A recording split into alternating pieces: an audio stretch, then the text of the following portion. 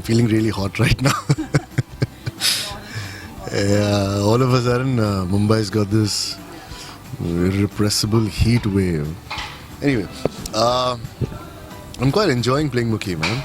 And the best part is when your hard work gets acknowledged a little, you feel a little more inspired to work more hard. So I'm settling in with all the characters, as in Niyati, who's playing Aru, then my sister, then my elder sister Rami. We just started doing some scenes with them. I'm quite enjoying my work. You know, who doesn't like love? No, thank God for that. I'm always on unsure ground till it hits the masses, till it goes on air. Because we can only speculate what the audience might like or what is right. And eventually, audience is king, whatever they like, they do. They have appreciated it to a certain extent, but I'm still waiting for the brickbats. The numbers have come today. They're not that amazing. But I keep asking my audience and my fans and my supporters, is there scope for improvement? Do you want me to improve in any section? You don't like something? Give me constructive criticism, I'll work on it. Oh, don't ask about it. You can't see me struggling. Gujarati is not my mother tongue. English is, can you believe that? I think in English.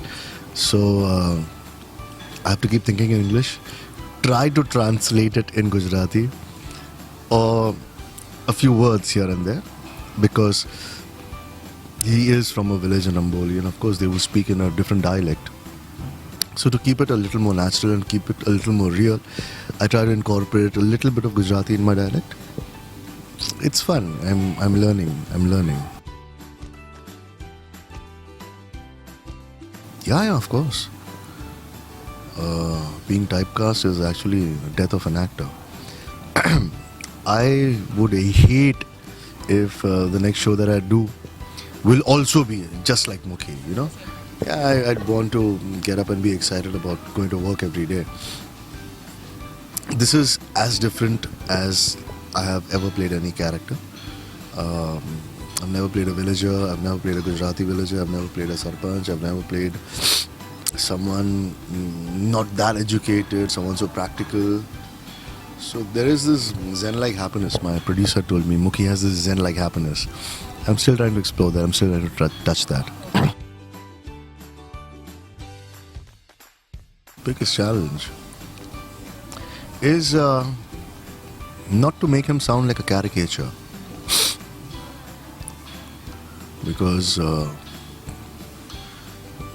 I थोड़ा वो मैं accent use करता हूँ, but it shouldn't come across as forced or funny. You know, that is still a ongoing struggle, and I keep asking my director, keep asking my co-artists, it's not sounding weird, right? It's not sounding unnatural. So I'm trying to keep it as that is I guess the biggest struggle. Oh yes, it's still paying off, and it still has to pay off. The hard work never stops.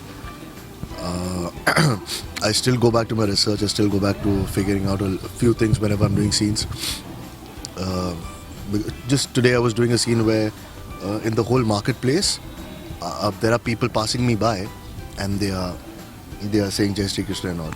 So I remembered when I was in Nanasona with the Sarpanch of the village.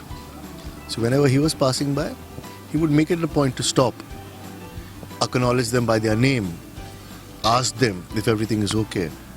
So I just remember, and then I told my director, sir, I think the least we can do in this scene is at least I should acknowledge them by their name. If he's the village Mukhi, he knows each and every person. He knows all their trials and tribulations. He knows what they've been through in life. He knows what their happiness is. So the least he can do is acknowledge them by name. So it's an ongoing process. I have seen a few shows where there is age difference and etc. But this is not actually they're falling in love. They situationally they come together, and there is a kind of reluctance, I think, which will be generated, and then you will probably enjoy the process of them realizing the beautiful aspects about each other, of Aru actually looking through Mukhi's exterior, and Mukhi also figuring out what the depth of Aru's character. That'll be beautiful. I don't know when they're going to fall in love or what's going to happen about that, but it is exciting to actually touch those aspects even in our scenes right now. Like for instance, if I'm doing a scene with Niyati, I make it a point that I hold my look for a second and then take it away, just to give the audience a feel of what's to come. No, nothing as such. Nobody's compelled me to do anything ever in my life. Maybe there are a few characters that I would have thought I could have bettered them with a little more preparation.